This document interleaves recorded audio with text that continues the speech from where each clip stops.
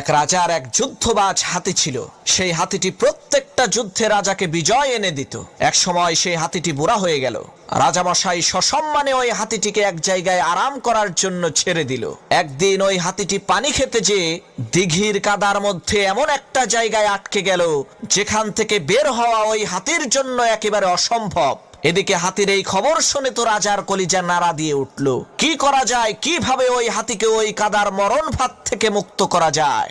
এক এক মন্ত্রী এক এক বুদ্ধি দিতে লাগলো। কেউ বলল, রাজামশাই, ওই হাতিকে অন্য হাতির সাথে রশি দিয়ে বেঁধে টেনে কাদা থেকে বের করা হোক।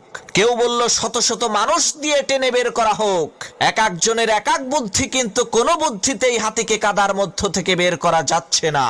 যতই হাতিটিকে টানা হচ্ছে ততই হাতিটা কাদার নিচে চলে যাচ্ছে। এমন সময় সবচাইতে যে বৃদ্ধ মন্ত্রী, সে বলে উঠল, রাজামশাই, যতই টেকনিক খাটান আর যতই কৌশল